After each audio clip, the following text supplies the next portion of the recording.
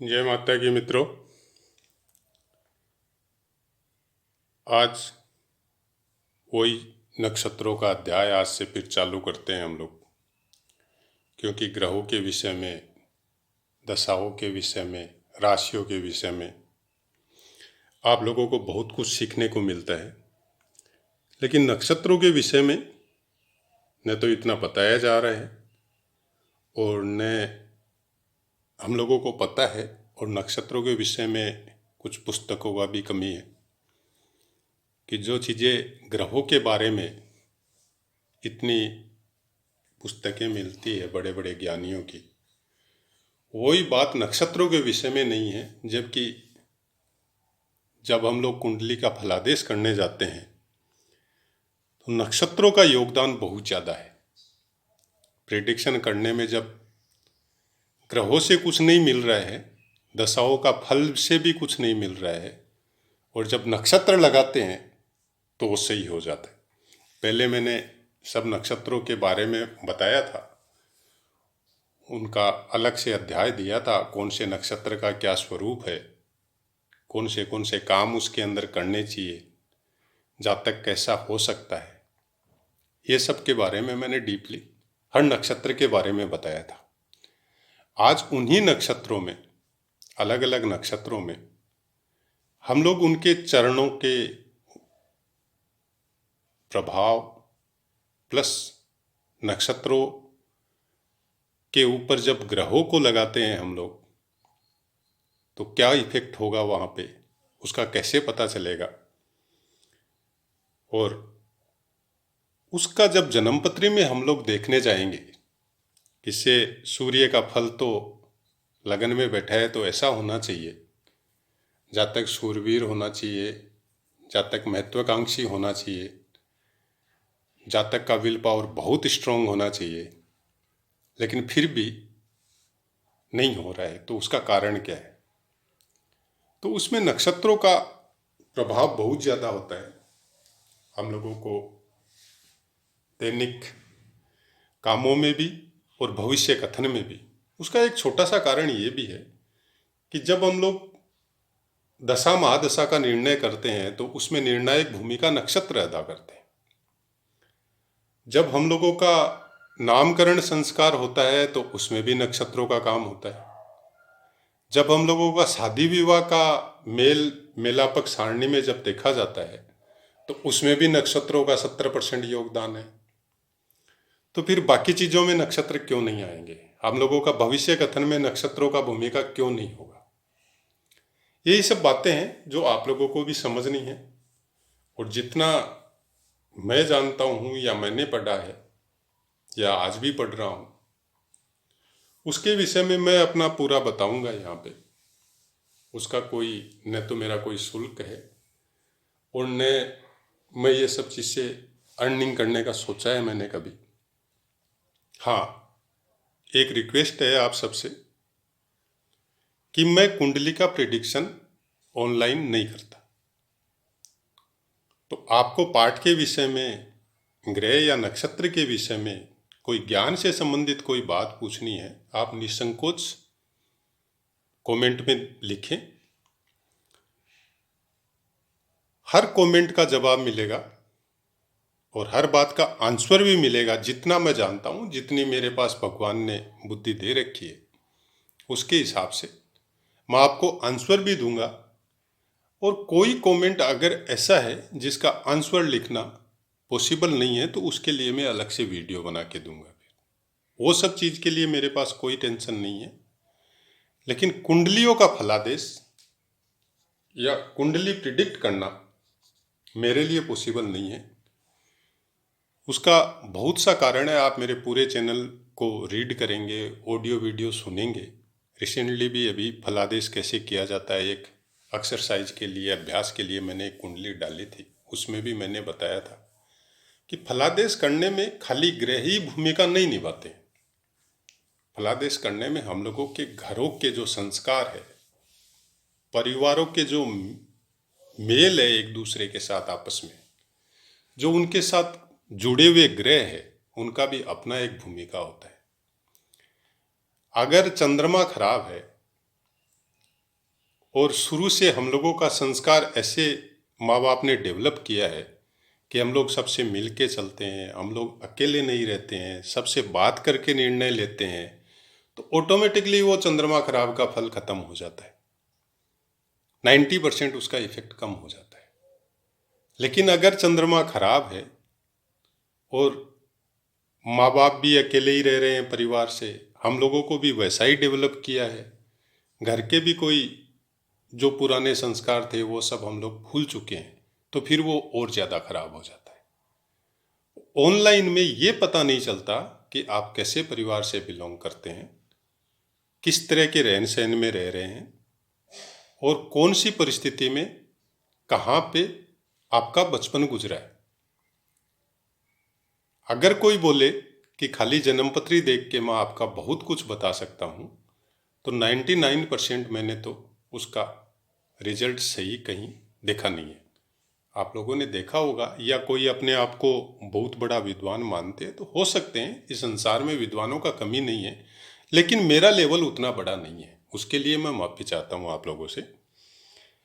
दूसरी बात, इस चैनल में मेरी तरफ से मैं कोई जो भी मैंने अभ्यास में देखा है वो बातें मैं जब बोलूँगा तो बाकायदा आपको बोल के बोलूँगा कि आज 20-25 साल में एक्सरसाइज करते करते मैंने ऐसा भी जन्मपत्रियों में देखा है।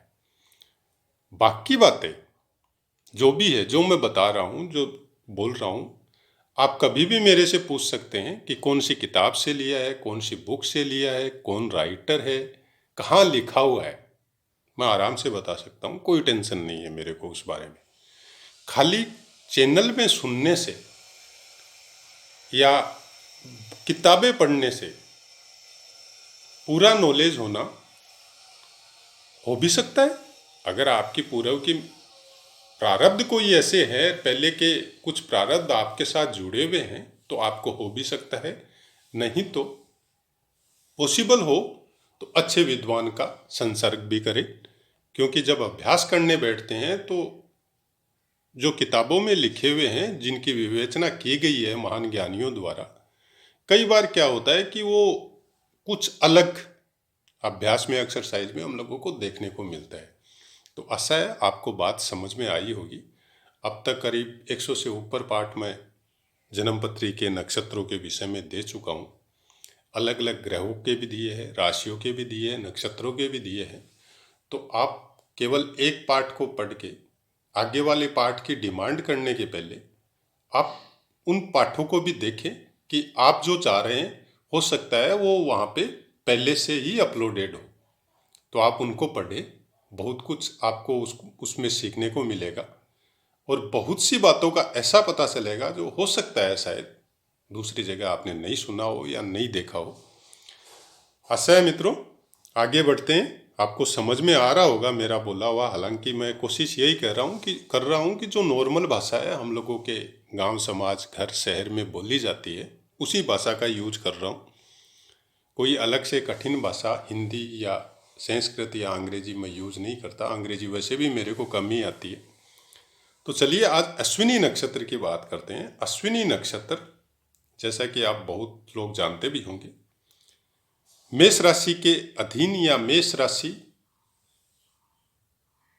को इनका स्वामित्व दिया गया है और केतु इनके स्वामी होते हैं। वैसे अश्विनी कुमार इनके देवता है।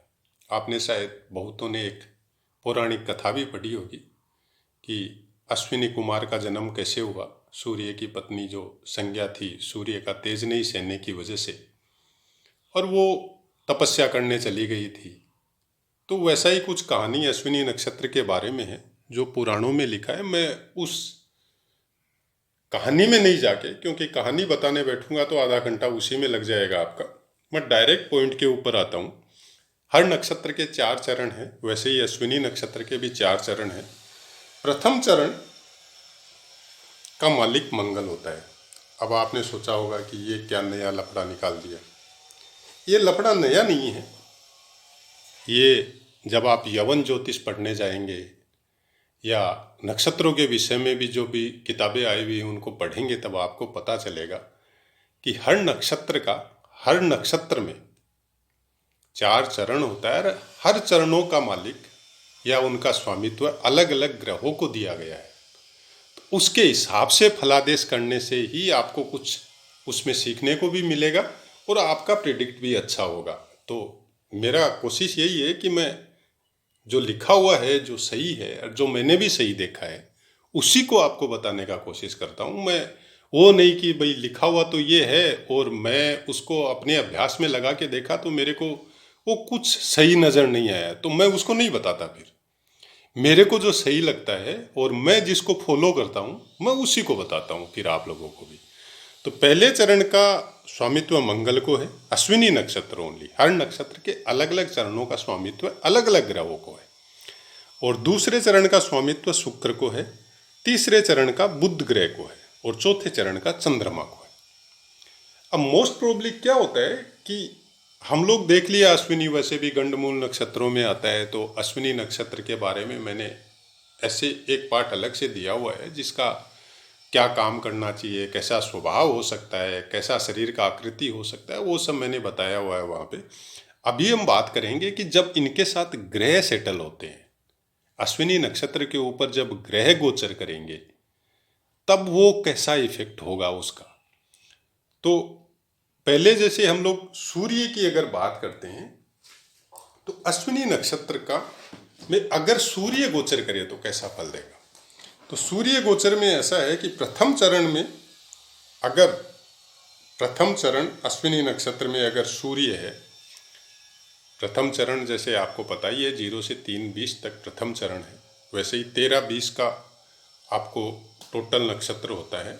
तो उसके हिसाब से आप अलग अलग चरण होता है जिसमें आप जन्मपत्री वगैरह देखने जाएंगे तो आपको पता भी चल जाएगा, उसमें लिखा हुआ रहता है। कोई भी ऐप आप जब खोलेंगे तो आपका कौन सा नक्षत्र पे कौन सा ग्रह कितना चरण पे बैठा हुआ है वो बाकायदा लिखा हुआ रहता है। तो आप आजकल तो टेक्नोलॉजी का ज़माना, आप आराम से निकाल सकते हैं, उसमें आपको मैथ्स वगैरह करने की ज़रूरत ही नहीं है।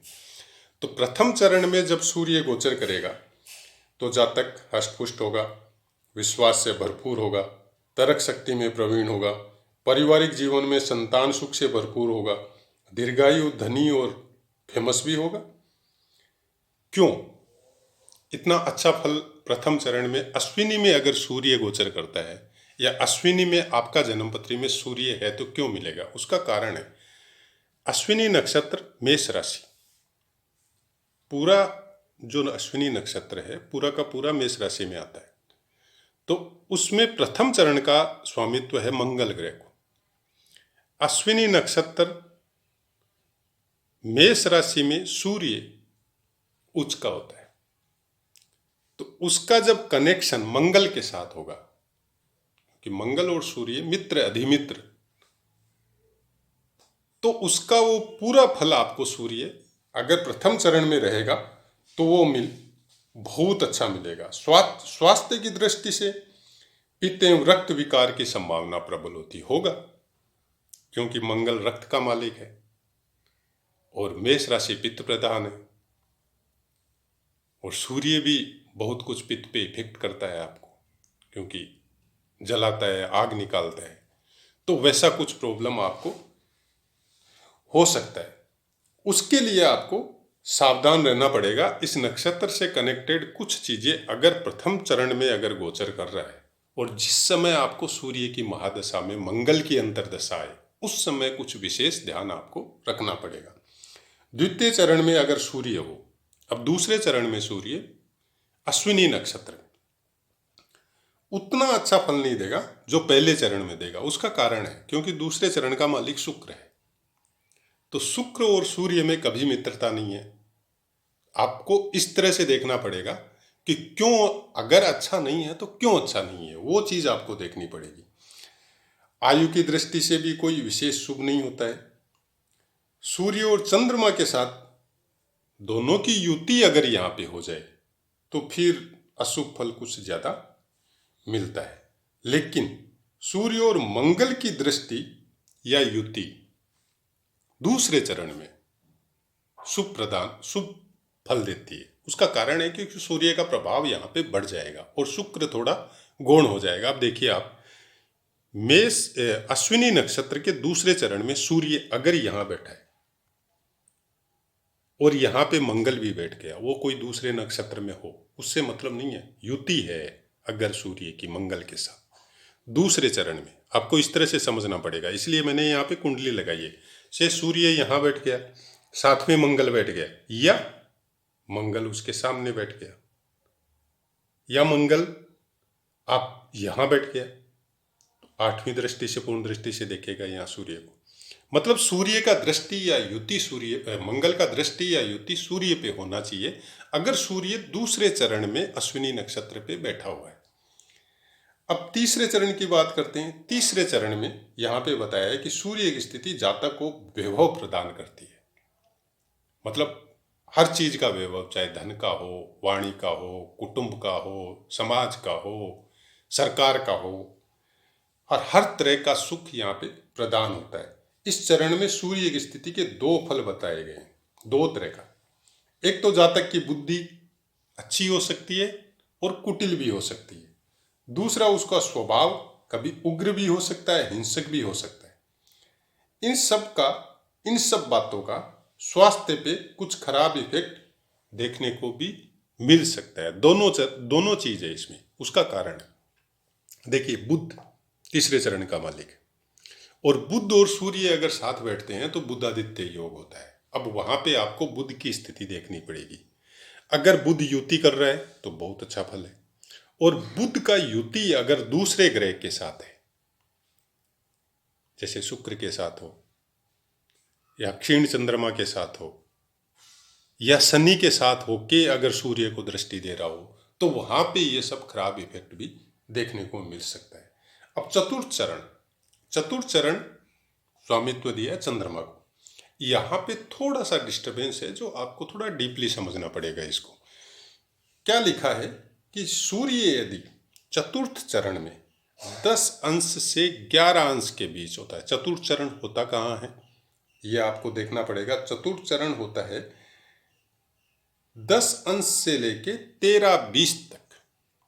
मतलब तीसरा चरण खत्म होने के बाद में जब चतुर्थ चरण चालू होता है तो 10 अंश से लेके 13-20 तक होता है। 10 से लेके, नक्षत्र का चरण है ये, 10 से लेके टू 13-20। अब यहां पे सूर्य का अपना अंश 10 से लेके 11 तक हो, और सूर्य यहां पे चतुर्थ चरण में, अगर सूर्य का खुद का अंश इतना हो और मेष राशि पे ये चतुर्थ चरण में सूर्य यहाँ पे बैठा हुआ हो, तो उसका जो लिखा है उसके हिसाब से ऐसा जातक कुशाग्र बुद्धि, प्रसिद्ध तथा नेतृत्व के गुणों से युक्त होता है। यदि वह सेना या सुरक्षा सेवाओं में हो तो उच्च पद प्रदान करता है। यदि सामाजिक क्षेत्र में है तो यहाँ नेतृत्व की जिम्मेदारी नेता, मंत्री तक हो सकता है। अपनी समस्त जिम्मेदारियां वह अत्यंत निष्ठा और ईमानदारी से भी पूरी करता है। ऐसे जातक निर्मल हृदय, धार्मिक वृत्ति के, और जैसे जैसे उनकी जीवन यात्रा आगे बढ़ती है उन पर सौभाग्य की वर्षा होते जाती है। ये है सूर्य का फल अश्विनी नक्षत्र के सब चरणों में, अलग अलग चरणों में। अब 10 से 11 अंश तक का वो जो फल है मैंने आपको बताया। 11 अंश से लेके सूर्य, उससे आगे के अंशों में अगर चतुर्थ चरण में हो तो उन फलों को आप क्षीण कर दीजिए। वहां खराब नहीं है, मिलेंगे फल। उसका कारण है क्योंकि चंद्रमा है। चंद्रमा और सूर्य आपस में मित्र है, शत्रु नहीं है। लेकिन यहाँ पे क्या होता है कि चंद्रमा सूर्य के साथ रहते हुए बहुत बार अस्त हो जाता है। तो कुंडली में आपको देखना पड़ेगा पहले कि चंद्रमा की स्थिति क्या है। आशा है मित्रों, मैंने कोशिश तो की है आपको पूरी तरह समझाने की। अगर फिर भी कोई क्वेश्चन रह गया हो, नहीं समझ में आ रहा हो, तो आप मेरे को लिखिएगा कमेंट में, मैं समझाऊंगा नेक्स्ट वीडियो जब बनाऊंगा। क्योंकि अभी मैंने केवल सूर्य का बारे में अश्विनी नक्षत्र के लिए बताया है, इसमें सब ग्रहों के बताएंगे। मतलब आगे चंद्रमा का भी आएगा, बुध का भी आएगा, गुरु का भी आएगा। अश्विनी नक्षत्र के चारों चरणों में ग्रहों का इफेक्ट कैसा होगा उसके बारे में सब बातें हम लोग करेंगे। उसके बाद में नेक्स्ट नक्षत्र को लेंगे। तो पाठों से संबंधित अगर कोई भी क्वेश्चन हो, कोई क्वारी हो, आपकी कोई बात पूछनी हो, तो आप निसंकोच कमेंट मारिए। मैं यथासंभव यही कोशिश है मेरी कि आपको 100% कमेंट का आपको आंसर मिले। लेकिन फिर क्षमा चाहता हूँ, कुंडली प्रिडिक्शन मैं ऑनलाइन नहीं करता। वैसे भी मेरे पास टाइम इतना ही रहता है, और मेरा कोशिश यही है कि जो मेरे को ईश्वर ने या मेरे प्रारब्ध ने दिया है ज्योतिष के विषय में, वो मैं आप सबको देख के जा सकूं। कारण है कि ये ज्योतिष या ये विद्या न तो मेरे लिए कोई धनागम का रास्ता है, न मैंने आज तक इसके द्वारा 1 रुपए की कभी कोई अर्निंग की है, और न माता रानी से यही इच्छा है, न मैं इससे कोई अर्निंग करना चाहता हूँ। मेरी अपनी सर्विस है, उसमें भी मेरे को टाइम देना पड़ता है, तो उसके लिए आप मेरे को क्षमा करेंगे। हाँ, कुंडली प्रिडिक्शन कैसे करना है, जितना मैं जानता हूँ उतना मैं सिखाने का कोशिश आप लोगों को करूँगा। जितने वीडियो मेरे से बन सके मैं आपको करके पोस्ट करूँगा। जितने कमेंट के जवाब मैं दे सकूँ उतने मैं देने की कोशिश करूँगा। आज जय माता की मित्रों।